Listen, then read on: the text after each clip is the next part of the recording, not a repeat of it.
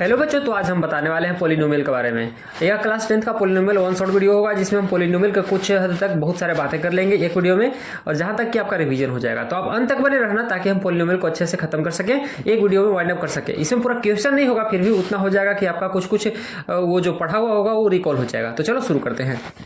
जैसे पॉलिनोमियल, सबसे पहले तो डिफिनेशन देखेंगे। तो क्या है? A polynomial is an expression. क्या है पॉलिनोमियल? एक्सप्रेशन है दैट कंटेन्स। मैं पढ़ते जा रहा हूं क्योंकि कहीं कहीं लाइट भी आ रहा होगा, आपको दिख रहा होगा, स्क्रीन पर लाइट आ रहा होगा, तो जब मैं पढ़ूंगा तो उससे आपको ठीक से दिख जाएगा। तो polynomial is an expression that contains one और मोर टर्म्स। यानी कि पॉलिनोमियल एक ऐसा एक्सप्रेशन है जिसमें एक या एक से ज्यादा टर्म रहते हैं। जैसे के लिए 3 हो गया एक टर्म, अगर दूसरा पॉलिनोमियल बोले 3x लिख सकते हो, -2/3x लिख सकते हो। तो इसमें देखो सब में एक एक टर्म है ना। अगर दो टर्म वाला बात करें तो 2x + y हो गया। देखो इसमें ध्यान से, इसमें दो टर्म है। x² + x हो गया, इसमें भी दो टर्म है। बात करें तो x/3 + y हो गया, इसमें भी दो टर्म है ना। अगर हम बोले कि x + 2x, क्या ये दो टर्म है का? नहीं, ये दो टर्म नहीं है। 2x और x सोल्व होकर के कितना हो जाएगा? 3x। तो ये फिलहाल एक ही टर्म है। तो यानी कि पॉलिनोमियल में मुझे समझ में आ गया है कि कहीं कहीं मुझे एक टर्म देखने के लिए मिल रहा है, कहीं दो टर्म देखने के लिए मिल रहा है ना। और कहीं कहीं हमको 3x + y + z² कुछ ऐसा, यानी 3 टर्म दिखेगा, ज्यादा टर्म भी दिखेगा, यानी कि 1 एंड मोर टर्म। तो ये था आपका पॉलिनोमियल का डिफिनेशन। अब इसका बहुत सारा टाइप होता है, तो चलो अब टाइप के बारे में हम देख लेते हैं कौन कौन सा टाइप है पॉलिनोमियल का, ठीक ना। अब हम टाइप्स ऑफ पॉलिनोमियल में बात करेंगे ना, तो यहाँ पर हम देखेंगे मोनोमियल, बाइनोमियल और ट्रिनोमियल। मोनोमियल यानी जिसमें एक टर्म होगा। कितने टर्म मौजूद होंगे? One terms are present. एक टर्म इसमें केवल प्रेजेंट होगा, जैसे में 3x या फिर केवल y या x² या 3 या 9, है ना। हाँ, 3, 9 ये सब कांस्टेंट पॉलिनोमियल भी बोला जाता है, उसको भी बता देंगे, है ना। क्या होता है उसको भी बात करेंगे उसके बारे में। 3y कुछ, यानी कि एक एक टर्म वाला होगा, जो कि हम लोग मोनोमियल में देखेंगे, है ना। किसमें? मोनोमियल में देखेंगे। बाइनोमियल क्या होता है?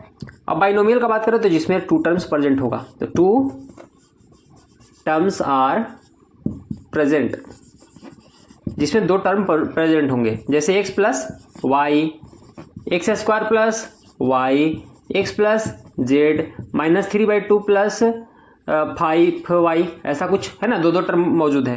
ट्रिनोमियल में 3 टर्म्स मौजूद होंगे, 3 टर्म्स आर प्रेजेंट, है ना। तो इसमें 3 टर्म, जैसे कि x + y + z, a + 2/3b + c, कुछ ऐसा 3 टर्म मौजूद होगा। तो ये हो गया आपका ट्रिनोमियल। अब बात कर लेते हैं यहाँ से हम क्वाड्रिनोमियल के बारे में और कांस्टेंट पॉलिनोमियल के बारे में। क्वाड्रिनोमियल,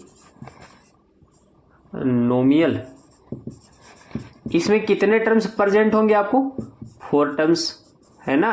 4 टर्म्स, जैसे कि x + 2x² + y + z, कुछ ऐसा 4 टर्म हो गया ना। तो कुछ ऐसे 4 टर्म मौजूद होंगे, तो क्वाड्रिनोमियल हो गया। अब एक आता है कांस्टेंट पॉलिनोमियल।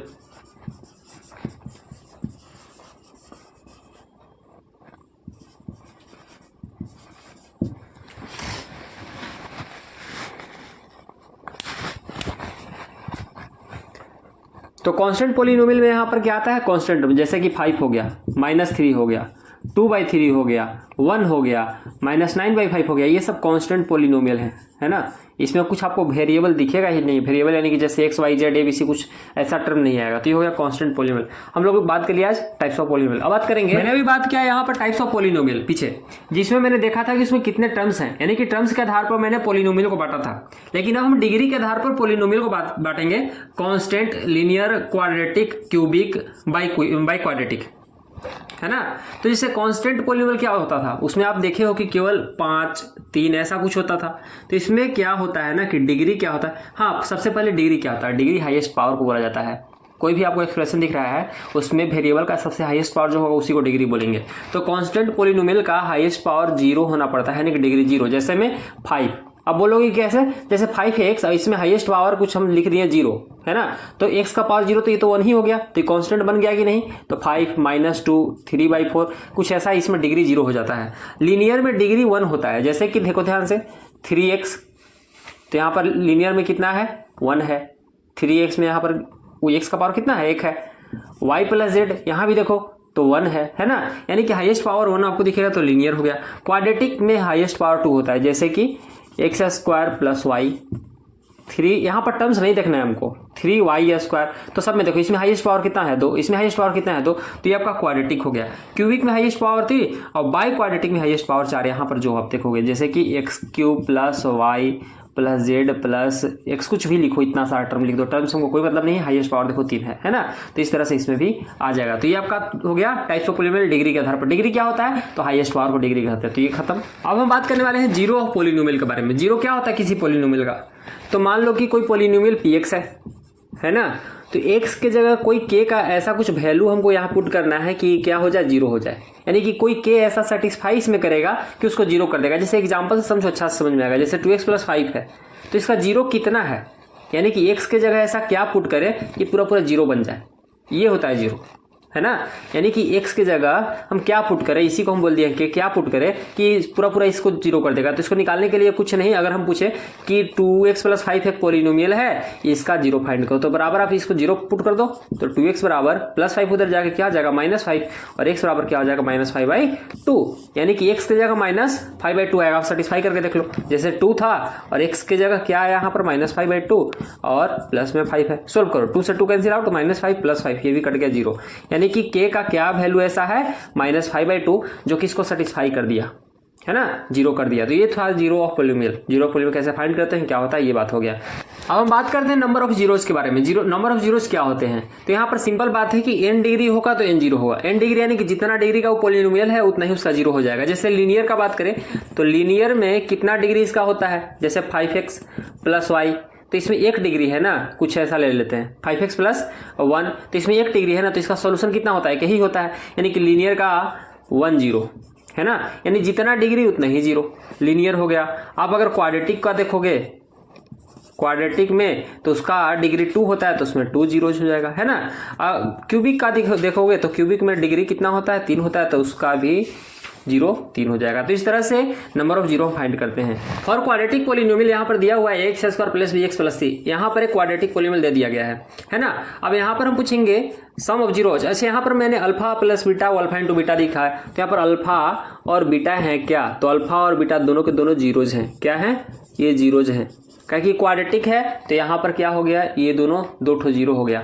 तो सम ऑफ क्या, zeros, alpha plus beta, alpha और बीटा जीरो है, तो sum of zeros alpha plus beta क्या होता है -b/a। ये क्या है, आपका सम ऑफ जीरोज है, जीरो का सम है -b/a। अच्छा, -b क्या है, तो b क्या है बताओ, ध्यान से देख करके b क्या है, तो x का ये है कोफिशिएंट, तो यहाँ पर आप लिख सकते हो निगेटिव ऑफ, क्या कि -b/a, तो minus negative of coefficient of x का कोफिशिएंट अपन में a क्या है आपका, एक्स स्क्वायर का कोफिशिएंट, तो कोफिशिएंट ऑफ एक्स स्क्वायर, है ना। तो ये हो गया sum of zeros minus times minus into या फिर minus of coefficient of x upon में कोफिशिएंट ऑफ एक्स स्क्वायर, है ना, यानी -b/a। यहाँ पर इसको याद रखना, ये कर लेना, ये कर लोगे आराम से। अल्फा इंटू बीटा यानी product of zeros, alpha into beta यानी कि प्रोडक्ट हुआ है, और अल्फा बीटा है क्या, जीरो, तो जीरो का प्रोडक्ट c/a होता है, यानी कि यहाँ पर लिख सकते हो आप कि ये प्रोडक्ट ऑफ जीरो है। क्या है, ये प्रोडक्ट ऑफ जीरोज है।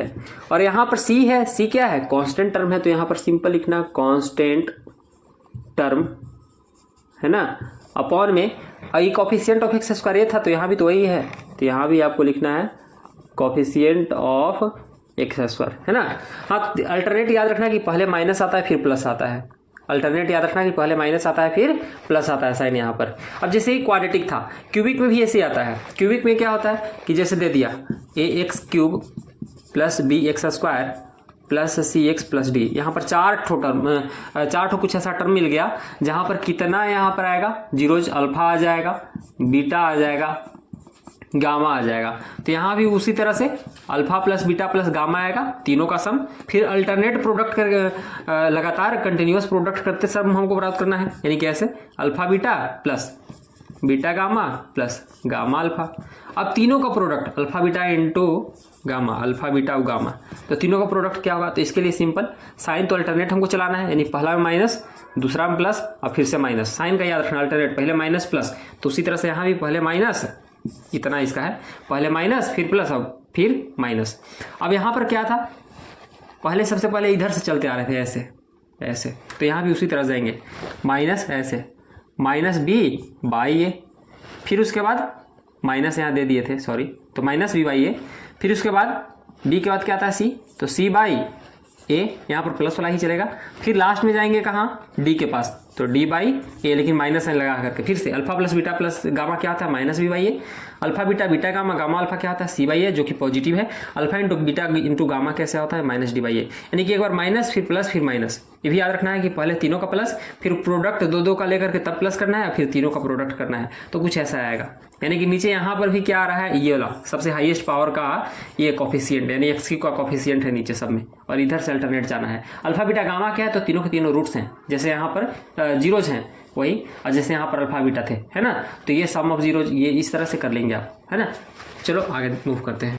हम बात करते हैं कुछ आइडेंटिटीज के बारे में, जैसे ए प्लस बी का whole square a square plus 2ab plus b square होता है, ए माइनस बी का whole square a square minus 2ab plus b square होता है, a x plus a into x plus b x square plus a plus b का times of x plus में a b, a square minus b square a plus b into a minus b, a Q minus b q a Q plus b q, इसमें confusion होता है कि इसका लिखे तो क्या लिखें, तो a Q minus b q यहाँ पर माइनस आया, a Q plus b q यहाँ पर प्लस आया, जहाँ माइनस आ रहा है उसमें शुरू में माइनस रखना है, जहाँ प्लस में आ रहा है वहाँ शुरू में प्लस रखना है ना। जैसे a Q minus b Q तो ए माइनस बी, जैसे a Q plus b Q तो ए प्लस बी। अब उसके आगे मूव करना तब ध्यान देना, बीच में कहीं साइन चेंज नहीं करना, खाली ए बी के पास साइन चेंज करना है। जैसे a Q minus b cube में ए माइनस बी आया, a square plus a b plus b square, और a Q plus b cube में ए प्लस बी आया, a square minus a b plus b cube. ध्यान देना है कि जहाँ ए माइनस बी आ रहा था वहाँ पर ए बी के पहले प्लस आया, और जहाँ ए प्लस बी आ रहा था वहाँ पर ए बी के पहले माइनस आया। अब ई प्लस माइनस आखिर कैसे करना है, अगर आप ए प्लस बी और ए माइनस बी शुरू में लिख रहे हो ना, तो जब ए क्यू माइनस बी क्यू लिख रहे हो तो शुरू में माइनस लिख लेना, और a Q plus b Q लिखा तो शुरू में प्लस लिख लेना। उसके बाद जब यहाँ पर माइनस और प्लस आया तो यहाँ पर अल्टरनेट चेंज कर दो, तो ये फॉर्मूला आपको अच्छे से याद हो जाएगा। तो इस तरह से कर सकते हो। अब जैसे हम बात कर रहे थे ए स्क्वायर माइनस बी स्क्वायर का यहाँ पर, तो आखिर अगर हम बोले कि ए स्क्वायर प्लस बी स्क्वायर क्या होता है, ए स्क्वायर प्लस बी स्क्वायर क्या होता है, तो यहाँ पर इसका फॉर्मूला होता है ए प्लस बी का होल स्क्वायर माइनस 2ab, या फिर ए माइनस बी का होल स्क्वायर प्लस 2b, कहीं कहीं आप इसको भी देखोगे, है ना। तो इस तरह से ये हो गया। अब हम आगे मूव करते हैं, देखते हैं ए प्लस बी का होल की और ए माइनस बी का होल की, जो कि बहुत ज़्यादा इंपॉर्टेंट है। अब इसको रोक करके, वीडियो को रोक करके हम हट जाते हैं, वीडियो को रोक लो और ध्यान से इसको देख करके लिख लो।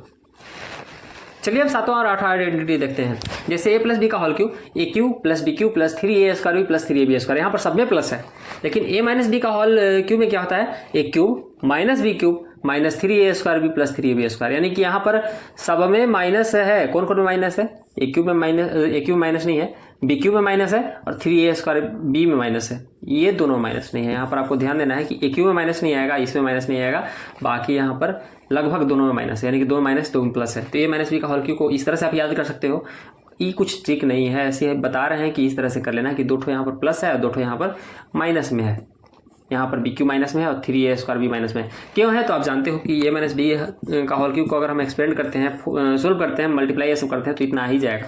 लेकिन याद करने के लिए कर लेना a Q minus b cube minus 3a square b plus 3ab square, इस तरह से कर लेना, है ना। तो 7-8 आइडेंटिटी होगा। ये मैंने क्यों बताया कि आगे बहुत ज़्यादा यूज आने वाला है आपका क्लास 10 के फार्मूला, जहाँ भी आप यूज़ करोगे ना तो कहीं ना कहीं तो आएगा ही ना। तो इसके लिए आप कर लेना और याद भी कर लेना, बहुत काम का चीज़ है, कहीं 8-9 है, ज़्यादा है भी नहीं। मिलते हैं नेक्स्ट वीडियो में, लेकिन आप रिवीजन अच्छे से करते रहना, क्योंकि आपका बोर्ड एग्जाम बहुत जल्दी आने वाला है, फरवरी मार्च, तो जल्दी से इसको रिवीजन कर लो ताकि आप अच्छा परफॉर्म कर सको। थैंक यू, मिलते हैं नेक्स्ट वीडियो में।